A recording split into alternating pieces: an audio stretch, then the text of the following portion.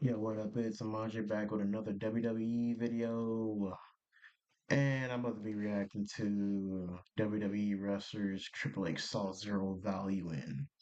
There's like one person that comes to mind when I hear that, and that's like Bobby Lashley. Bro, it's like a whole 360 turn when like Triple H got like was in charge. Like you can see the difference. Vince McMahon and Triple H, they both treated him differently.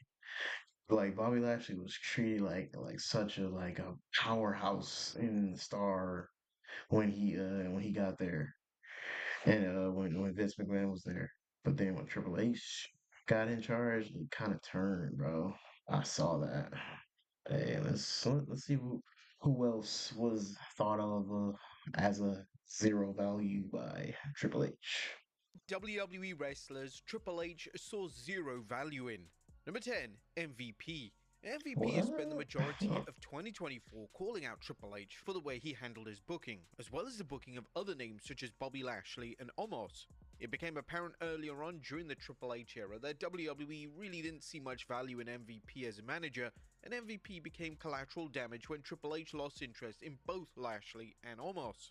MVP still had so much to offer WWE, as his work as a manager was well received by fans, and if the game had no interest in pairing MVP with Lashley or Omos, then he could have easily paired him with someone else on the active roster. MVP now finds himself in AEW, where he's reformed the Hurt Business, and whilst this is definitely a storyline that Triple H should have explored, it's great to see MVP back on TV on a weekly basis. Number 9, Baron Corbin. Now it came as a huge surprise when Baron Corbin Honestly, that kind of surprised me. I didn't even think he really even like had a problem with MVP. Just kind of didn't see the signs when you know like when he just like had him manage almost and had him just go back and forth between Bobby Lashley and them. I thought MVP was a great manager. was released from his WWE contract. Corbin was said to be incredibly well liked backstage, and he had done nothing but to improve over the past few years. Before Corbin was recalled up to the WWE main roster, he proceeded to go on the run of a lifetime in NXT. This NXT run brought out the version of Corbin that fans had never seen before, and Corbin delivered arguably the finest work of his entire WWE career.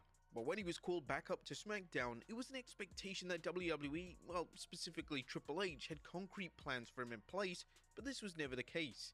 Corbin would spend his final run on the main roster in a dead-end tag team with Apollo Crews, and he would rarely get TV time. Ultimately, it made zero sense for Corbin to be moved back into the main roster with no plans in place. This was made evident by the fact Man, I seen the signs of all this. I seen the signs of all of this. Like I said in my last video, bro, it went downhill after he got like from NXT. He was doing such a great job there.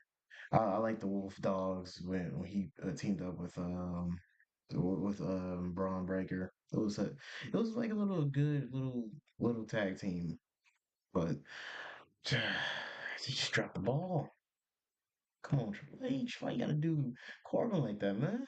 that they released him just a few months later. Number 8, Austin Theory. Austin Theory was virtually handpicked by Vince McMahon to be one of the next top stars in WWE. Whilst Theory was talented, he was missing that X factor, and when Triple H took over WWE Creative, he basically decided that Theory wasn't going to factor into any long-term main event plans. It became obvious that Triple H wasn't president of the Theory fan club when he booked Theory to cash in the Money in the Bank briefcase. He would cash in on then US champion Seth Rollins and somehow I'm sorry, this was like the stupidest moment ever. If they wanted to get the briefcase off of him, do it like a Otis and Miz thing and put it on the line. This was like the most stupidest wasted thing ever. It's just like the Money in the Bank this year. I'm sorry, Triple H, you just dropped the ball on two Money in the Banks 2 years in a row already. Like if you wanted to get that off him, like do the like I said, do the Miz and Otis thing. But like, why'd you have him cash in on like a stepping stool U.S. championship? I'm not saying like the U.S. championship isn't great, but like it's supposed to be for the world title. That's the whole point of the Money in the Bank. Man, lose his cash in. A wrestler cashing in on any other title than the world title is a very questionable move, and for that wrestler to lose that cash in is a defined credibility killer.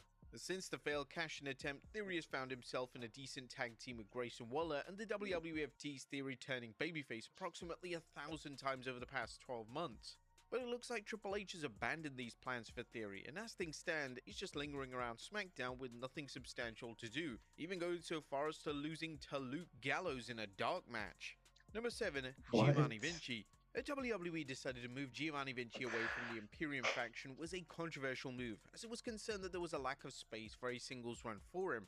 These concerns had a ton of merit when Vinci would fail to make any appearances on TV for months on end, and when it was revealed that Vinci wasn't going to be repackaged, there was apprehension regarding how fans would react to the new gimmick.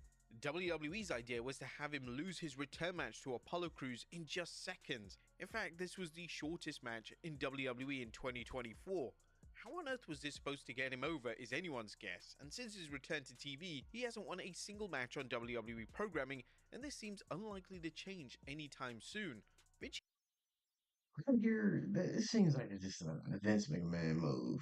Like, come on, Triple H.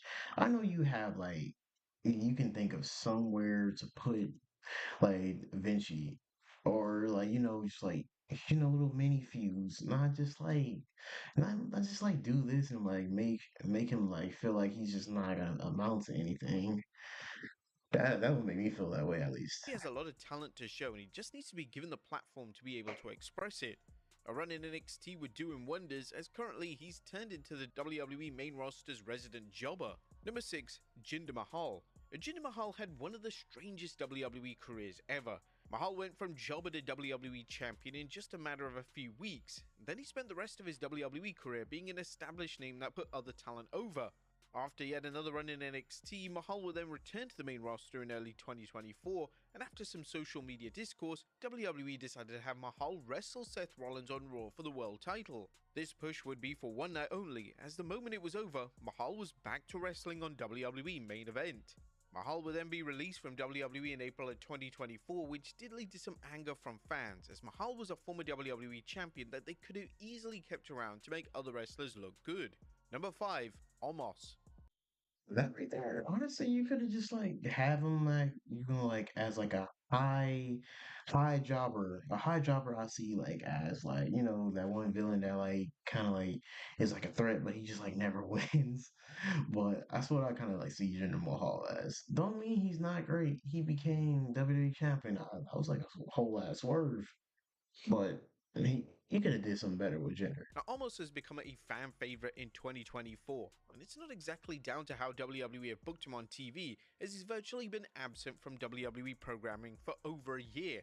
Omos has endured himself to fans thanks to his interviews as well as his YouTube channel, as it's become apparent that Omos is one of the nicest, most genuine talents in the locker room, and fans have urged Triple H to book this version of Omos on TV. But Triple H just didn't seem to have any desire to book Omos in any capacity, and this makes little sense. Omos had standout matches against Brock Lesnar and Seth Rollins, but these weren't good enough for Omos to receive a long-term place on the show. Even The Undertaker himself has spoken out in favor of Omos, and the Dead Man even agreed to have Omos on his podcast to give the Nigerian giant a No, platform that's to speak good. his mind. As expected, Omos came incredibly well during the podcast appearance, and Omos' stock continued to rise in the eyes of fans. Hopefully, Good as for him, WWE bro. pushes into 2025, some key changes are made when it comes to Omos, and Omos soon finds himself back on WWE programming. Number 4. Dijak.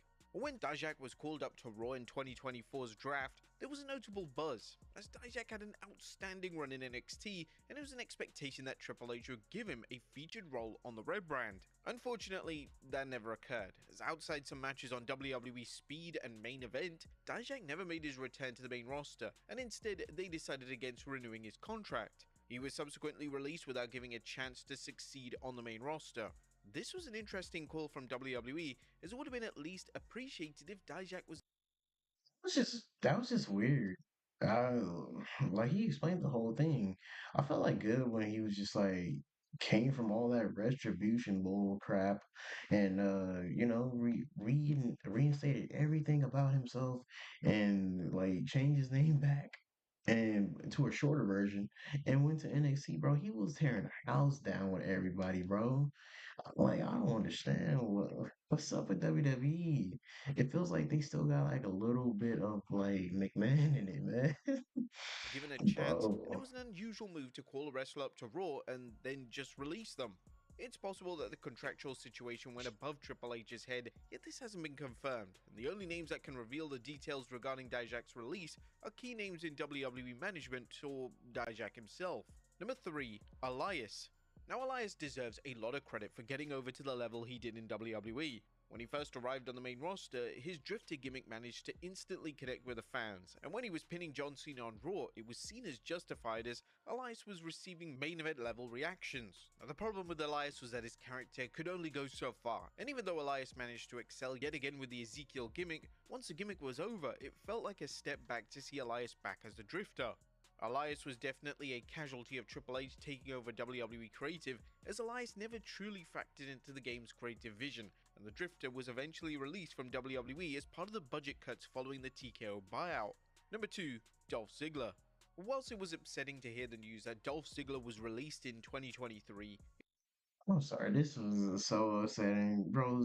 Ziggler just had it, bro. Ziggler just had everything, bro. He was a great wrestler. He's a great seller. He was. I'm not gonna talk like that because it kind of sucks with the next thing I'm gonna say, but he just had everything great about him. He was an overall, all around like top guy you can see there.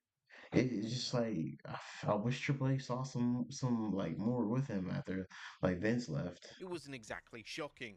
Ziggler had been going through the motions for years in WWE, and a change in management didn't exactly turn his fortunes around. Ziggler was still one of the top workers in WWE at the time of his release, yet Triple H just wasn't interested in giving him a substantial program, and Ziggler became a name that was quickly forgotten about by the new regime. Ziggler didn't leave on bad terms, so the door is always open for him to return one day. Some fans have been pushing for the idea for Ziggler to return as a trainer or producer when he retires, which would be a smart move for both sides to make, as Ziggler is a true veteran of the squared circle and was said to be incredibly easy to work with. And number 1. Bobby Lashley. Since his WWE exit, former WWE champion Bobby Lashley has been I open and called honest it. regarding his difficulties working with the new regime. Lashley was said to be a Vince McMahon guy, and after all, McMahon was the guy that made Lashley a multi-time world champion in WWE. Under the leadership of Triple H, Lashley was pretty much a non-factor, as he would rarely be featured on the show, and if he was involved in a storyline, it was usually going to be a disappointment. This was seen with appearing alongside the Street Profits, as the game tried to make the trio a villainous group despite the fans endlessly cheering for them every single week. It was evident that Triple H was struggling with the presentation of the Almighty, and as time went on, it was almost as if Triple H completely gave up. Lashley was a huge name to have under contract, and there were so many mega dream matches left to deliver, but for whatever reason, Triple H just wasn't remotely interested. But there you have it, folks. 10 WWE wrestlers that Man, yeah. This is unfortunate, like every booker just like and every booker and like every creative dude just like has their gripes with everything. They do some things well, they don't do some things right. Some people get treated well, some people just like they just can't see to like, be on like bar for bar with like like that. I just feel like, man, I think Ziggler was still just like snuffed for years by Vince. And like he said, change in management didn't work. Just, but hey, I feel whoever's on this list, I feel wherever they go, they just get better. Like Bobby Lashley was to AEW. Hope he just still doing better, I guess. But hey, if you like this video, remember to leave a like and subscribe. It's free. And I'm gonna see you guys in the next video.